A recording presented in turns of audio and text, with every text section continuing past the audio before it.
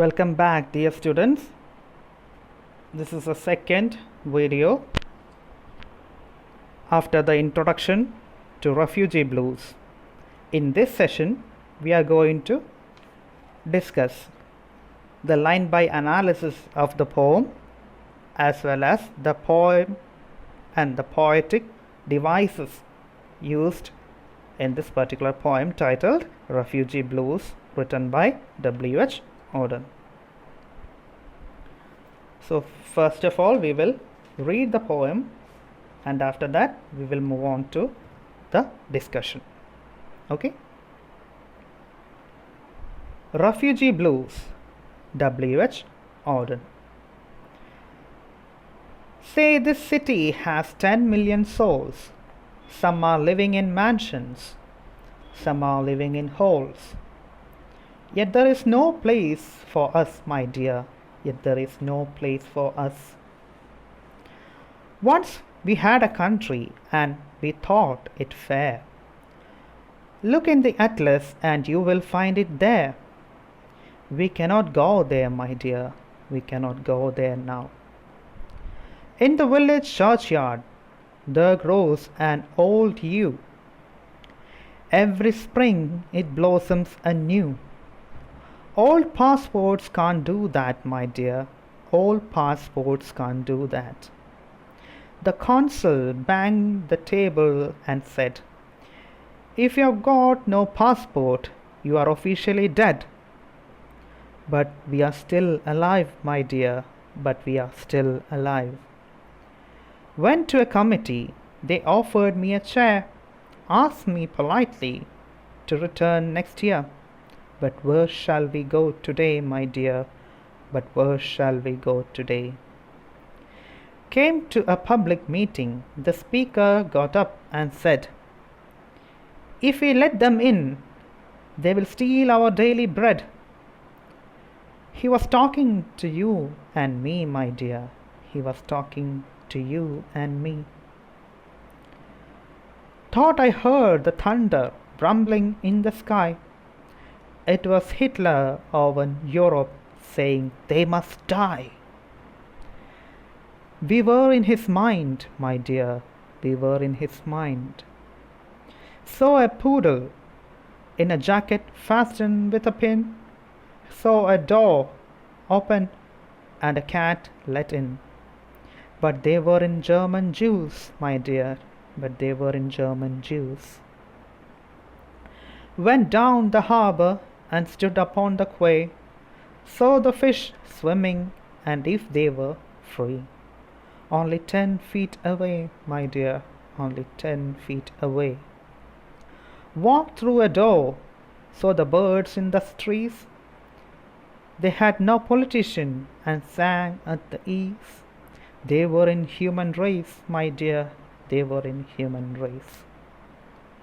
Dreamed I saw building with 1,000 floors, 1,000 windows and 1,000 doors. Not one of them was ours, my dear, not one of them was ours. Stood on a great plain in the falling snow. 10,000 soldiers marched to and fro, looking for you and me, my dear, looking for you and me.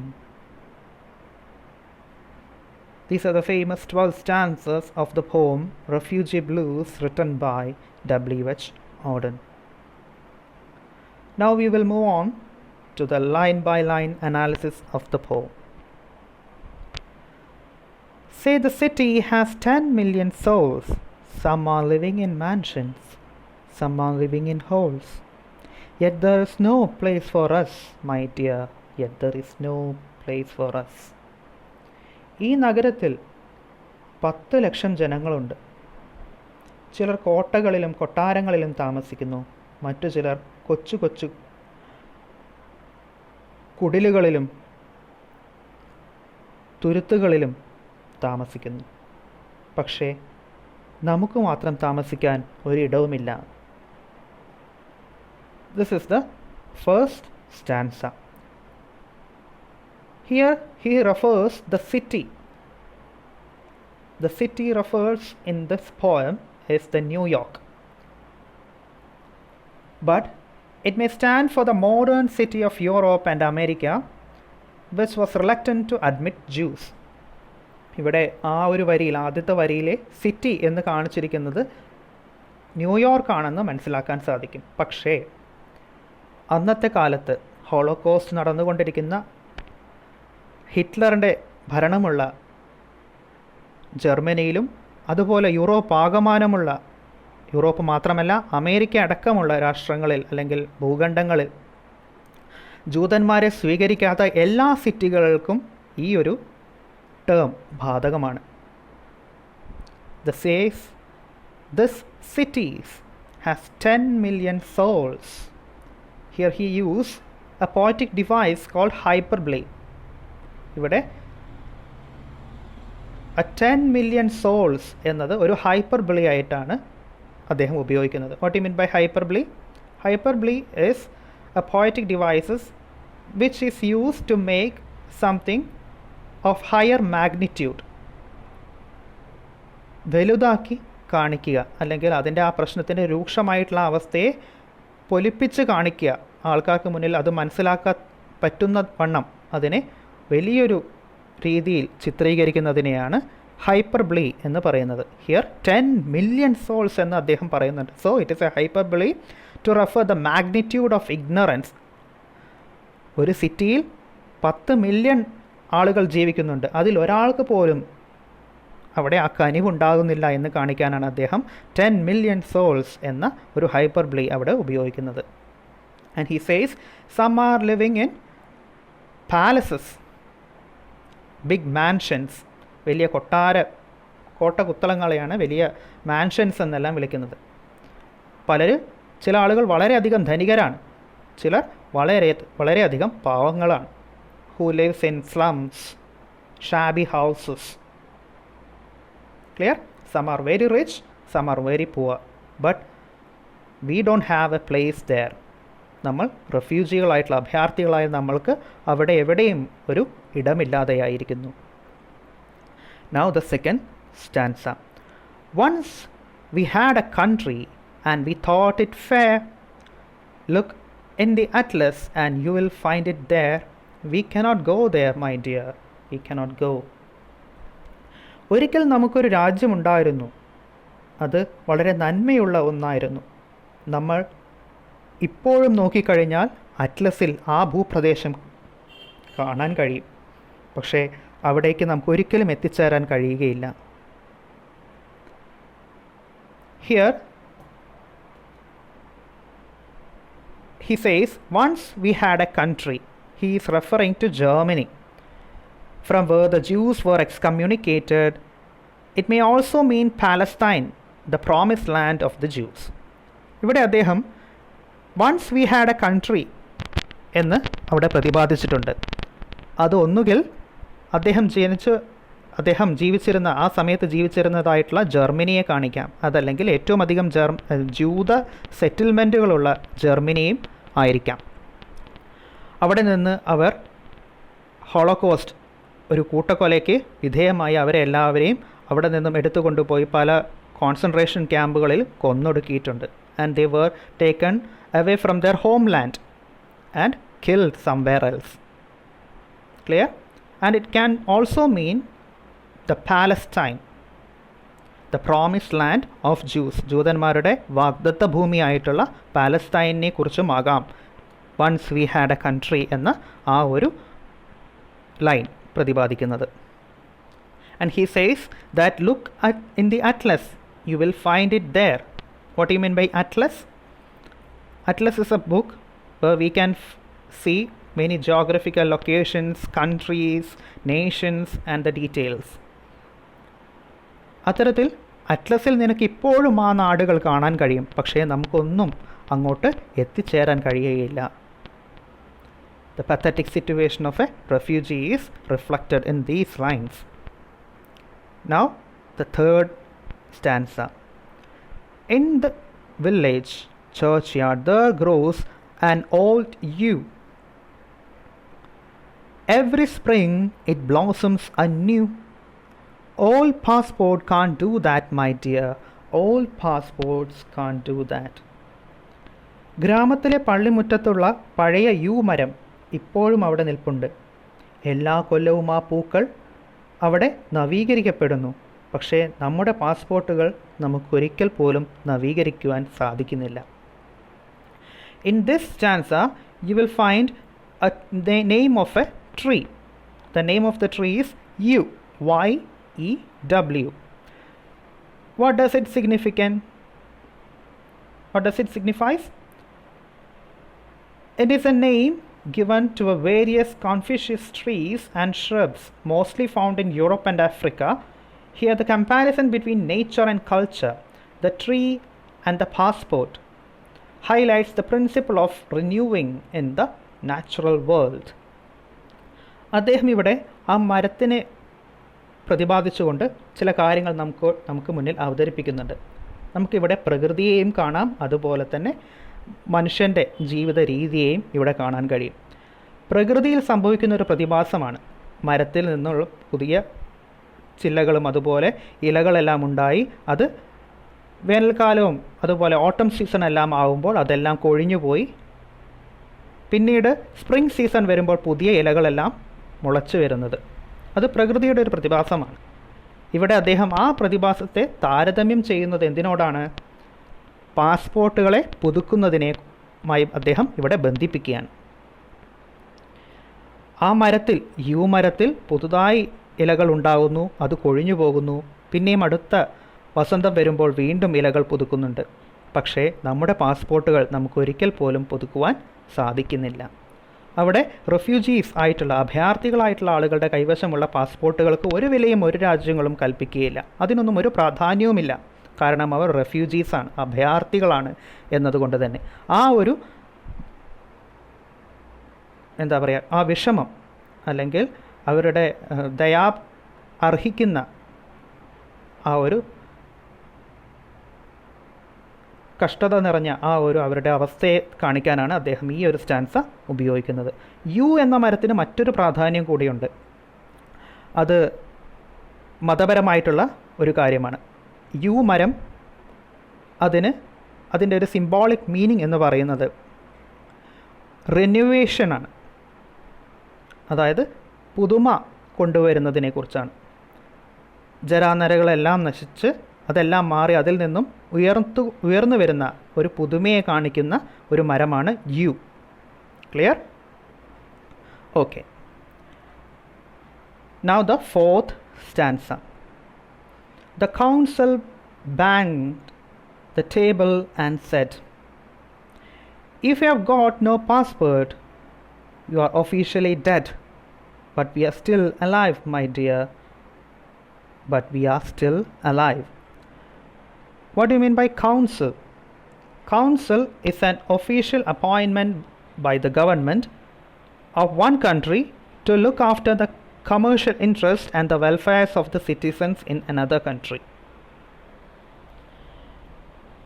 ഒരു council അദ്ദേഹത്തിൻ്റെ മേശയിൽ അദ്ദേഹത്തിൻ്റെ ചുറ്റിക ഉപയോഗിച്ചുകൊണ്ട് അടിച്ചുകൊണ്ട് പറഞ്ഞു, നിങ്ങൾക്ക് passport ഇല്ലെങ്കിൽ നിങ്ങൾ ഔദ്യോഗികമായി മരിച്ചു എന്നാണ് അർത്ഥം. പക്ഷേ നമ്മൾ മരിച്ചിട്ടില്ല. കൗൺസിൽ എന്നത് ഒരു രാജ്യത്തെ ഗവൺമെൻറ് നിയോഗിക്കുന്ന ഒരു ഒഫീഷ്യൽ പദവിയാണ്. അയാളുടെ ജോലി പുറം നാടുകളിൽ നിന്നും തങ്ങളുടെ നാടുകളിലേക്ക് വരുന്ന അഭയാർത്ഥികളായിക്കോട്ടെ മറ്റാളുകളായിക്കോട്ടെ അവരെക്കുറിച്ചുള്ള കാര്യങ്ങൾ ശേഖരിക്കുകയും അവരുടെ കാര്യങ്ങളിൽ തീരുമാനം കൈക്കൊള്ളുന്ന വ്യക്തിയാണ് കൗൺസിൽ. പക്ഷേ ഇവിടെ നമുക്ക് മറ്റൊരു കൗൺസിലിനെ കാണാൻ സാധിക്കുകയാണ്. ഈ കൗൺസിൽ പറയുന്നത് എന്താണ്? അദ്ദേഹത്തിൻ്റെ ടേബിൾ ആഞ്ഞ് മുട്ടിക്കൊണ്ട് അടിച്ചുകൊണ്ട് അദ്ദേഹം പറയുകയാണ്, if you have got no passport you are officially dead. നിങ്ങൾക്ക് പാസ്പോർട്ട് ഇല്ല എന്നുണ്ടെങ്കിൽ നിങ്ങൾ ഔദ്യോഗികമായി മരിച്ചു എന്നാണ് അർത്ഥം. പക്ഷേ അദ്ദേഹം പറയുകയാണ്, but we are still alive my dear, but we are still alive. കൈകളിലുള്ള പാസ്പോർട്ടിലാണ് അവരുടെ ജീവിതം തന്നെ നിലനിൽക്കുന്നത് എന്നൊരു വിരോധാഭാസമാണ് ഇവിടെ നമുക്ക് കാണാൻ കഴിയുന്നത്. പാസ്പോർട്ട് കൈവശമില്ലെങ്കിൽ അവർക്ക് യാതൊരു നിലനിൽപ്പുമില്ല.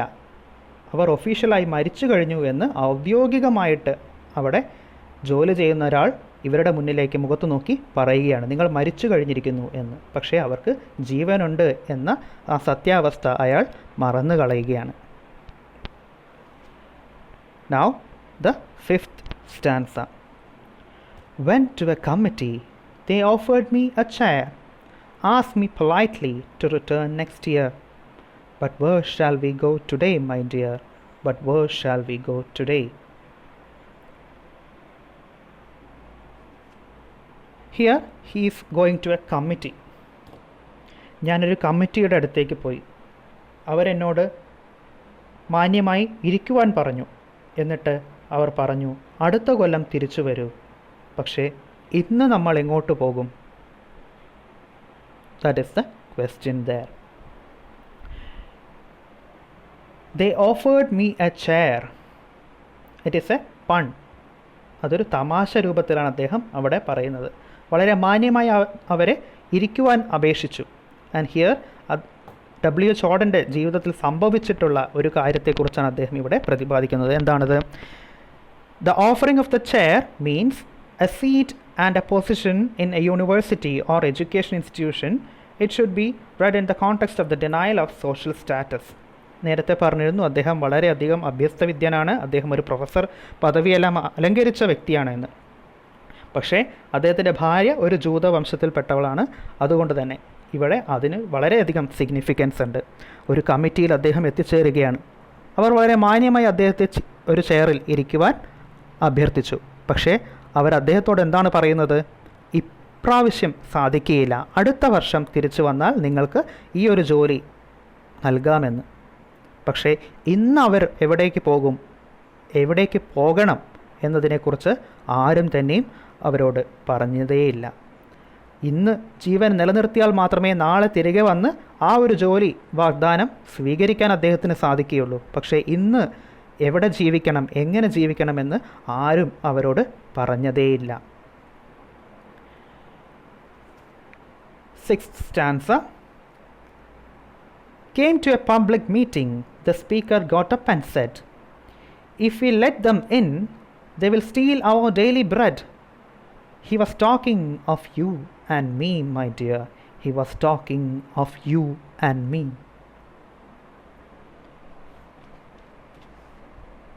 ഒരു പൊതുസമ്മേളനത്തിൽ ഒരു പ്രാസംഗികൻ എഴുന്നേറ്റ് നിന്നുകൊണ്ട് പറഞ്ഞു, നമ്മൾ അവരെ ഇവിടെ വരാൻ അനുവദിച്ചുകൂടാ. അനുവദിച്ചാൽ അവർ നമ്മുടെ അപ്പം മോഷ്ടിച്ചു കൊണ്ടുപോകും. അവർ നമ്മളെ പറ്റിയാണ് അവിടെ പറഞ്ഞത്. Here we can see steal our daily bread. That is very important. It is an expression of daily bread used in the prayers of Catholic Church. It shows the initiate hypocrisy of the people of faith. As the countries which the Jews moved very largely Christians, the line is a manifestation of hostility that the majority had against the migrants. ഒരു പൊതുസമ്മേളനത്തിലാണ് ഈ ഒരു വാക്ക് അവിടെ ഉയർന്നു വരുന്നത്, അല്ലെങ്കിൽ ഈ ഒരു വാചകം ഉയർന്നു വരുന്നത്. എന്താണ് സംഭവിക്കുന്നത്? In A public meeting A speaker got up and set. ഒരു പൊതുസമ്മേളനത്തിൽ ഒരു പ്രാസംഗികൻ പെട്ടെന്ന് എഴുന്നേറ്റുകൊണ്ട് പറയുകയാണ് അദ്ദേഹത്തിൻ്റെ അഭിപ്രായം. എന്താണ്? നമ്മളവരെ നമ്മുടെ നാട്ടിലേക്ക് കൊണ്ടുവരികയാണെങ്കിൽ നമ്മളുടെ അപ്പം അവർ മോഷ്ടിച്ച് ഭക്ഷിക്കും. ഇവിടെ നമ്മളുടെ അപ്പം എന്ന് പറയുന്നത് ദ ഡെയിലി ബ്രെഡ്, അതൊരു ക്രിസ്ത്യൻ സിംബോളിസം ആയിട്ടാണ് അദ്ദേഹം ഇവിടെ അവതരിപ്പിക്കുന്നത്. അപ്പവും വീഞ്ഞും എന്നത് the holy bread and the holy wine is very important to Christians. And here അന്നന്നത്തേക്കുള്ള അന്നം അല്ലെങ്കിൽ അന്നന്നേക്കുള്ള അപ്പം നേടണം എന്നത് ഒരു വാചകമായിട്ട് തന്നെ നമ്മൾ എല്ലാവരും തന്നെയും കേട്ടിട്ടുണ്ട്, അല്ലേ? ആ നാട്ടിൻ്റെ അന്നം അത് പകുത്ത് ഇവർക്കും കൊടുക്കേണ്ടതായിട്ടുണ്ട്. അപ്പോൾ നമ്മുടെ നാട്ടിലുള്ള ആളുകൾക്ക് ഭക്ഷണം ലഭിക്കില്ല എന്നൊരു വാദം ഇവിടെ ആ ഒരു പ്രാസംഗികൻ മുന്നോട്ട് വെച്ചതായിട്ട് ഇവിടെ ആ കവി അല്ലെങ്കിൽ ഇവിടെ സംസാരിക്കുന്നതായിട്ടുള്ള ജൂതനായിട്ടുള്ള ആ ഒരു സ്പീക്കർ നമുക്ക് മുന്നിൽ അവതരിപ്പിക്കുകയാണ്. എന്താണ് പറയുന്നത്? If we let them in they will steal our bread എന്ന് ആ മീറ്റിങ്ങിൽ, ഒരു പബ്ലിക് മീറ്റിങ്ങിൽ ഒരു സ്പീക്കർ പറഞ്ഞതായി ഇവിടെ ഈ കവിതയിൽ നമുക്ക് കാണാൻ സാധിക്കും. And that shows the hostility towards the migrants. പുറമേ നിന്നും അഭയാർത്ഥികളായിട്ട് വരാൻ ആളുകൾ തുനിയുമ്പോൾ അതിനെ തടയിടാൻ വേണ്ടി ആളുകൾ കൊണ്ടുവരുന്ന ഒരു പ്രധാനപ്പെട്ടിട്ടുള്ള വാദം നമുക്കിവിടെ കാണാൻ കഴിയും. Clear? The 7th stanza. Though I heard the thunder rumbling in the sky, it was Hitler over Europe saying, "They must die." Oh, we were in his mind, my dear. Oh, we were in his mind. ആകാശത്തിലൊരു ഇടിമുഴക്കമുണ്ടാകുന്നത് ഞാൻ കേട്ടു. യൂറോപ്പാകമാനം മുഴങ്ങിക്കേട്ട ഹിറ്റ്ലറുടെ സ്വരമായിരുന്നു അത്. അയാൾ പറഞ്ഞത് അവർ മരിക്കണം എന്നാണ്. എൻ്റെ പ്രിയതമേ, നമ്മളായിരുന്നു അദ്ദേഹത്തിൻ്റെ മനസ്സിൽ, നമ്മൾ മാത്രമായിരുന്നു. Here there is a direct reference to the person Adolf Hitler. Adolf ഹിറ്റ്ലറിൻ്റെ പ്രസംഗം ലോകപ്രശസ്തമാണ്. അദ്ദേഹത്തിൻ്റെ വലിയ ഗാംഭീര്യത്തോടുകൂടിയുള്ള വളരെ ലൗഡായിട്ട് സംസാരിക്കാൻ കഴിയുന്ന ശബ്ദമായിരുന്നു ഹിറ്റ്ലറിൻ്റേത്. അത് യൂറോപ്പ് ആകമാനം മുഴങ്ങി കേൾക്കുമാർ അത്രയും ഉച്ചത്തിലുള്ള ശബ്ദമായിരുന്നു എന്ന് അദ്ദേഹം ഇവിടെ ഈ കവിതയിൽ ഈ വരികളിൽ നമുക്ക് കാണിച്ചു തരികയാണ്. I thought I heard A thunder. ഞാനൊരു ഇടിമുഴക്കമാണ് കേട്ടതെന്ന് ഞാൻ കരുതി ആകാശത്തു നിന്നും. പക്ഷേ അത് ഇടിമുഴക്കമായിരുന്നില്ല, അത് ഹിറ്റ്ലറുടെ ശബ്ദമായിരുന്നു. ആ ശബ്ദം യൂറോപ്പ് ആകമാനം പ്രതിധ്വനിച്ചു. എന്താണ് അദ്ദേഹം അവിടെ ശബ്ദിച്ചത്? They must dye. അവർ കൊല്ലപ്പെടേണ്ടവരാണ്. യൂറോപ്പിൽ ഹിറ്റ്ലർ അവർ കൊല്ലപ്പെടണമെന്ന് പറയുമ്പോൾ ആ അവർ ആരാണ്? അത് ജൂതന്മാരായിരുന്നു, അത് നമ്മളായിരുന്നു എന്ന് തൻ്റെ പ്രിയതമയോട് ഈ സ്പീക്കർ പറയുകയാണ്. Clear? Next stanza. Saw a poodle in a jacket fastened with a pin. Saw a door open and a cat let in. But they weren't German Jews, my dear. But they weren't German Jews. ഞാനൊരു ചെറിയ പട്ടിക്കുട്ടിയെ കണ്ടു. അതിനെ jacket ധരിപ്പിച്ച് പിന്നുകളെല്ലാം കുത്തി ഭദ്രമാക്കിയിരുന്നു. ഒരു വാതിൽ തുറന്നൊരു പൂച്ചയെ അകത്ത് കയറ്റുന്നതും ഞാൻ കണ്ടു. പക്ഷേ അവരാരും ജർമ്മൻ ജൂതന്മാരായിരുന്നില്ല പ്രിയതമേ, അവരാരും ജർമ്മൻ ജൂതന്മാരായിരുന്നില്ല. ഇവിടെ അദ്ദേഹം നമുക്ക് മുന്നിൽ അവതരിപ്പിക്കുന്നത് മൃഗങ്ങൾക്ക് ലഭിക്കുന്ന പരിഗണന പോലും ഒരു അഭയാർത്ഥിക്ക്, പ്രത്യേകിച്ചും അന്നത്തെ കാലത്ത് ഒരു ജൂതനായിട്ടുള്ള അഭയാർത്ഥിക്ക്, ഒരു ജർമ്മൻ ജൂതന് ലഭിക്കുന്നില്ല എന്ന് കാണിക്കുവാൻ വേണ്ടിയാണ് ഇത്തരത്തിലൊരു ഇമേജ് നമുക്ക് മുന്നിൽ അദ്ദേഹം വയ്ക്കുന്നത്. ദർ ഈസ് എ പൂഡിൽ, ഒരു നായ്ക്കുട്ടി. ആ നായ്ക്കുട്ടിക്ക് ജാക്കറ്റ് ധരിക്കാൻ ജാക്കറ്റ് കൊടുക്കുന്നു. അതിനെ പിന്നുവെച്ച് ആ ജാക്കറ്റിനെ ഭദ്രമായി പൂട്ടിവെക്കുന്നു. ഒരു പൂച്ച സ്വന്തം ഇഷ്ടത്തിൽ ഡോറ് തുറന്ന് ഒരു വീടിനകത്തേക്ക് പ്രവേശിക്കുന്നു. ആരോടും അനുവാദം ചോദിക്കാതെ അകത്തേക്ക് പ്രവേശിക്കുന്നു. പക്ഷേ ഒരു ജർമ്മൻ ജൂതന് ഒരിക്കലും ഇതൊന്നും സാധിക്കുകയില്ല. മറ്റൊരാളുടെ നൽകുന്ന ഓഫറുകളായിട്ടുള്ള ആ ഒരു ജാക്കറ്റ്, ആ തണുപ്പിൽ നിന്ന് രക്ഷപ്പെടുവാനായിട്ടുള്ള ജാക്കറ്റ് സ്വീകരിക്കുവാനോ, സ്വന്തം അവിടെ that poodle is wearing a pin, അതിന് സുരക്ഷിതത്വത്തിൻ്റെ അർത്ഥമുണ്ട്. ആ പിന്നുപയോഗിച്ച് ഒരു സുരക്ഷിതമായിട്ടുള്ള ആ ഒരു ജാക്കറ്റ് അണിഞ്ഞുകൊണ്ടിരിക്കുവാൻ അവർക്ക് സാധിക്കില്ല. സ്വന്തം ഇഷ്ടത്തിൽ സ്വന്തം നാട്ടിലേക്ക് വാതിൽ തുറന്നുകൊണ്ട് അകത്തേക്ക് പ്രവേശിക്കാൻ സാധിക്കുകയില്ല. ഇവിടെ നോക്കൂ, ഒരു പൂച്ച അത് സ്വന്തം ഇഷ്ടത്തിന് ഒരു വാതിൽ തുറന്ന് അകത്തേക്ക് പ്രവേശിക്കുന്നത് കാണാം. ഒരു നായക്കുട്ടി അതിൻ്റെ സ്വന്തക്കാർ ജാക്കറ്റ് അണിയിച്ച് പിന്നുകുത്തി സന്തോഷിപ്പിക്കുന്നത് നമുക്ക് കാണാൻ കഴിയും. പക്ഷേ അതൊന്നും ആസ്വദിക്കാൻ ഒരു ജർമ്മൻ ജൂതനായിട്ടുള്ള നമുക്ക് സാധിക്കുകയില്ല എന്ന് അദ്ദേഹം പറയുകയാണ്. Went down the harbor and stood upon the quay, saw a fish swimming as if they were free. Only 10 feet away, my dear, only 10 feet away. What do you mean by harbor? Harbor is located near the sea or ocean. അല്ലേ? ഹാർബറുകൾ മീൻപിടുത്തക്കാരോ വഞ്ചികളുമായിട്ടെല്ലാം വന്ന് തമ്പടിക്കുന്ന ഒരു പ്രത്യേക പ്രദേശമാണ് ഹാർബറുകൾ, അല്ലേ? ബോട്ടുകളെല്ലാം വന്ന് എത്തിച്ചേരുന്ന പ്രദേശമാണ് harbour എന്ന് പറയുന്നത്. And here we can see an image of a fate of Jews as migrants diaspora. പല നാടുകളിൽ നിന്നും പലായനം ചെയ്ത് ബോട്ടുകളിലെല്ലാം അഭയം പ്രാപിച്ചുകൊണ്ട് മറ്റ് യൂറോപ്യൻ രാജ്യങ്ങളുടെ ഹാർബറുകളിൽ എത്തിച്ചേർന്ന് ആ നാട്ടിലേക്ക് പ്രവേശിക്കാൻ ശ്രമിക്കുന്ന ജൂതന്മാരുടെ ഇമേജ് കൊണ്ടുവരാൻ വേണ്ടിയാണ് ഇവിടെ W.H. Auden ഒരു ഹാർബർ ഇമേജ് നമുക്ക് മുന്നിൽ കൊണ്ടുവരുന്നത്. അത്തരത്തിൽ we went down the harbour and stood upon the quay. What you mean by quay? Quay is a stone or metal platform protecting into water for loading and unloading ships. ആ ഒരു ഹാർബറിൽ ബോട്ടിൽ എത്തിച്ചേരുകയും അതിനുശേഷം ഒരു മെറ്റൽ പ്ലാറ്റ്ഫോമിൽ ഇറങ്ങി നിൽക്കുകയും നമ്മൾ ചെയ്തു. ചിലപ്പോൾ നമ്മൾ ആ രാജ്യത്തേക്ക് പ്രവേശിക്കാം, അല്ലെങ്കിൽ തിരിച്ച് ആ ബോട്ടിൽ കയറി മറ്റൊരു രാജ്യത്തേക്ക് അഭയം പ്രതീക്ഷിച്ചുകൊണ്ട് വീണ്ടും യാത്ര ചെയ്യേണ്ടി വരാം. അങ്ങനെ ഒരു അസ്ഥിരമായിട്ടുള്ള ഒരു ജീവിതമാണ് ഒരു അഭയാർത്ഥിക്കുള്ളത് എന്ന് കാണിക്കാൻ വേണ്ടിയാണ് അദ്ദേഹം ഇവിടെ ഹാർബറിൻ്റെയും ക്വേ ഇമേജുകളും കൊണ്ടുവന്നിരിക്കുന്നത്. And he also saying he saw a fish swimming as if they were free.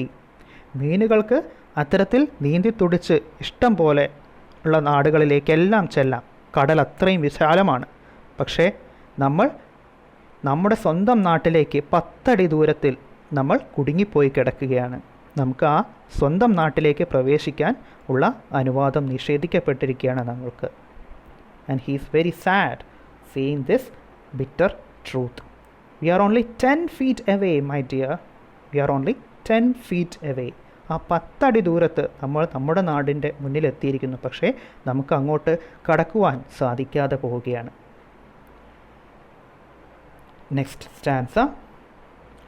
Walked through a wood, saw the birds in the trees. They had no politician and sang at their ease. They were in the human race, my dear, they were in the human race.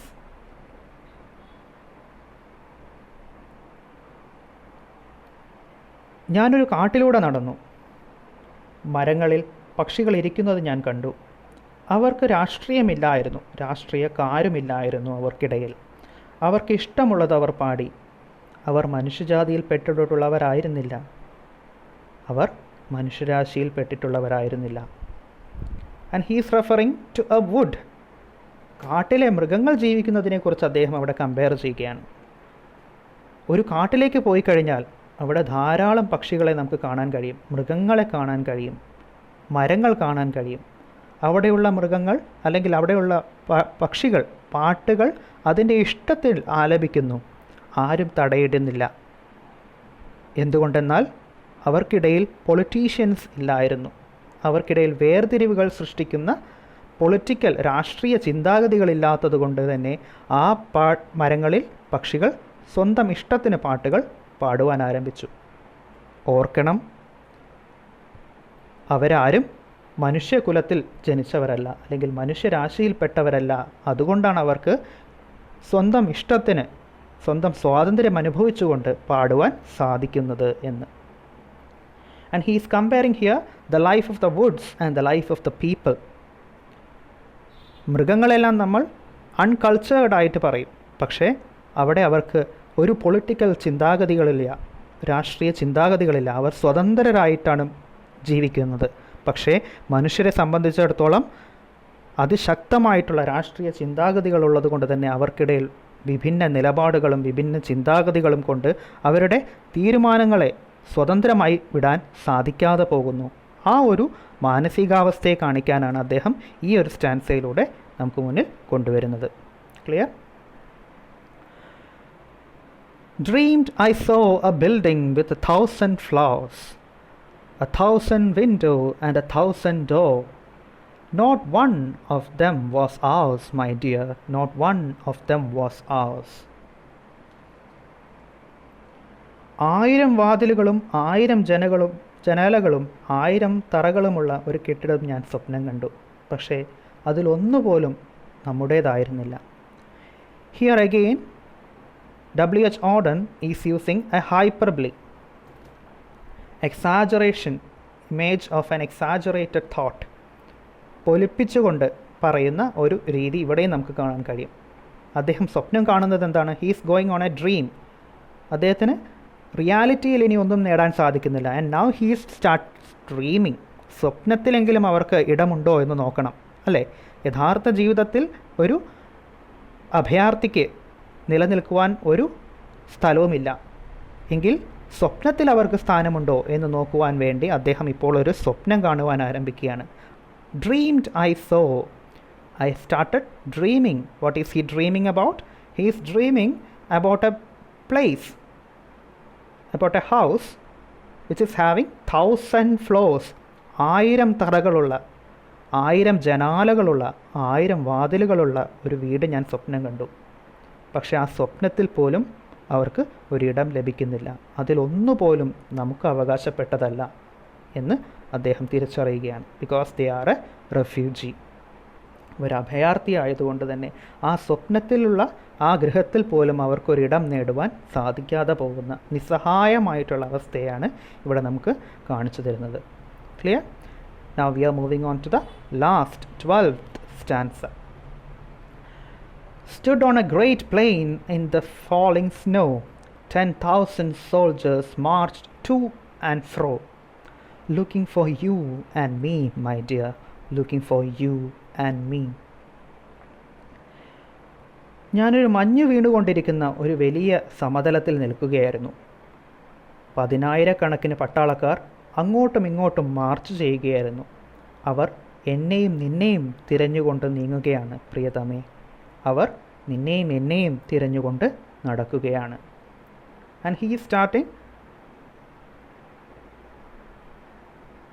To see the march of the soldiers, 10,000 soldiers to be exact. What do you mean by to and fro? മുന്നോട്ടും പിറകിലേക്കും അങ്ങനെ നീങ്ങുന്നതിനെയാണ് പട്ടാളക്കാർ അത്തരത്തിൽ മുന്നോട്ട് പോകുന്നു, പിന്നെ തിരിഞ്ഞ് ഇങ്ങോട്ട് വരുന്നു. അങ്ങനെയുള്ള ആ മൂവ്മെൻറ്റ് കാണിക്കാൻ വേണ്ടിയാണ് ടു ആൻഡ് ഫ്രോ എന്ന് പറയുന്നത്. മഞ്ഞ് വീഴുന്ന ഒരു വലിയ സമതലത്തിലാണ് അദ്ദേഹം എത്തിയിരിക്കുന്നത്. അവിടെ ഒന്നും തന്നെയുമില്ല, no vegetation, but the soldiers are marching. അവിടെ ആ പട്ടാളക്കാർ മുന്നോട്ടും പിന്നോട്ടും മാർച്ച് ചെയ്തുകൊണ്ടേയിരിക്കുകയാണ്. അവരാരെ തിരഞ്ഞുകൊണ്ടാണ് അവിടെ മാർച്ച് ചെയ്യുന്നത്? To find out these Jews. ആ ജൂതന്മാരെ കണ്ടെത്തി കൊന്നൊടുക്കുവാൻ വേണ്ടി പരിശ്രമിക്കുന്ന ജർമ്മൻ പട്ടാളക്കാരെയാണ് ഇവിടെ നമുക്ക് മുന്നിൽ അവതരിപ്പിക്കുന്നത്. അവർ ആ മഞ്ഞുകാലമെല്ലാം സഹിച്ചുകൊണ്ട്, ആ മഞ്ഞിൻ്റെ എല്ലാ കഷ്ടതകളും സഹിച്ചുകൊണ്ട് ജൂതന്മാരെ കൊന്നൊടുക്കണമെന്ന ആ ഒരു ചിന്താഗതിയോടുകൂടി വലിയ സമതലത്തിൽ ആ മഞ്ഞിൽ മാർച്ച് ചെയ്യുന്നത്, ആ ഒരു ചിത്രമാണ് നമുക്ക് മുന്നിൽ അവതരിപ്പിക്കുന്നത്. അവർക്ക് എങ്ങനെയും ജൂതവംശത്തെ ഭൂമിയിൽ നിന്നും തുടച്ചു മാറ്റണമെന്ന ലക്ഷ്യത്തോടു കൂടി മാർച്ച് ചെയ്യുന്ന 10,000 നാസി പട്ടാളക്കാരെയാണ് നമുക്ക് മുന്നിൽ ഇവിടെ ഈ ഒരു സ്റ്റാൻസയിൽ W.H. Auden വരച്ച് കാണിക്കുന്നത്. Stood on a great plain in the falling snow, 10,000 soldiers marched to and fro, looking for you and me, my dear, looking for you and me. Here he says he is searching. Those people, those soldiers are searching for you and me because we are the German Jews. German ജൂതന്മാരായ നമ്മളെ തിരഞ്ഞുകൊണ്ട്, നമ്മളെ persecute ചെയ്യുവാൻ, നമ്മളെ തേജോവധം ചെയ്ത് കൊന്നൊടുക്കുവാൻ വേണ്ടിയാണ് അവർ ആ മാർച്ച് നടത്തുന്നത് എന്ന് അദ്ദേഹം പറയുകയാണ്. With these stanza he concludes the poem Refugee Blues.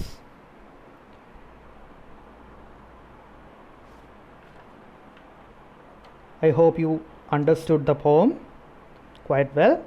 Now we are moving on to the poetic devices and major concepts that we find in this poem.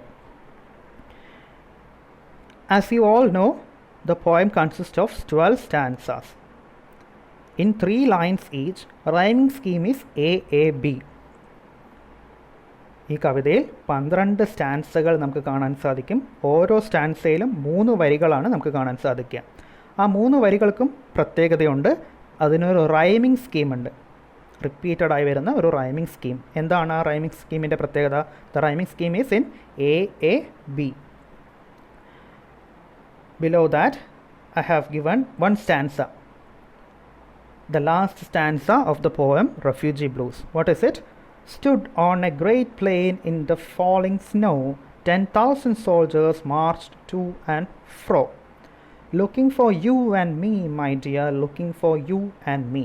You can see the words, the last words of the line marked in blue കളറിൽ നിങ്ങൾക്ക് ആ വാക്കുകൾ, അവസാനത്തെ വാക്കുകൾ കാണാൻ കഴിയും. ആ വാക്കുകൾ എടുത്തുകൊണ്ടാണ് നമ്മൾ റൈമിംഗ് പാറ്റേൺ കണ്ടുപിടിക്കുന്നത്, അല്ലേ? ഒരു വരിയിലെ ഏറ്റവും അവസാനത്തെ വാക്കിലെ അവസാന ശബ്ദം അത് റിപ്പീറ്റ് ചെയ്തു വരുന്നതിനെയാണ് നമ്മൾ റൈമിംഗ് സ്കീം പാറ്റേൺ ഒക്കെ അത്തരത്തിലാണ് നമ്മൾ കണ്ടുപിടിക്കുന്നത്. And here we can see snow, O എന്ന സൗണ്ട് അവിടെ അവസാനിക്കുന്നുണ്ട്. And the next line we can see fro, and there also we can see O sound. That is why we have the rhyming scheme A A. And the third line നോക്കുക, അവിടെ അവസാനിക്കുന്നത് എന്താണ്? Me. ഓ അല്ല, me എന്ന sound വെച്ചാണ് അവസാനിക്കുന്നത്. അതുകൊണ്ട് തന്നെ we mark that pattern as B. So we have A, A, B. Clear? And this is a poem having 12 stanzas in 3 lines, having the rhyming scheme of A, A, B. Clear? Next, the title. In the title we can see Refugee Blues. And what do you mean by blues? Blues, the title stands for a song that laments an event which is depressing, a meter that Auden used in the poems like Calypso, and one of the American black used in the protest poetry. Blues എന്ന് പറയുന്നത് it is A ലാമെൻറ്റ്.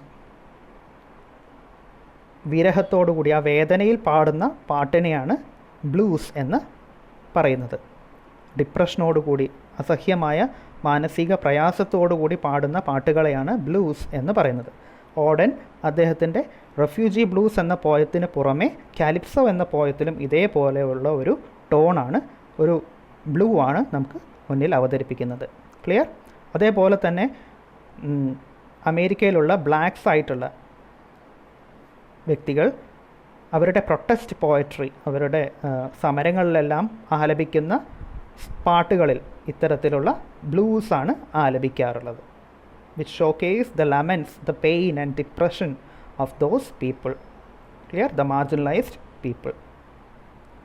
Okay. Next we have hyperbole.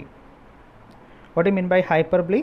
It is a figure of speech which is deliberate and obvious exaggeration of things.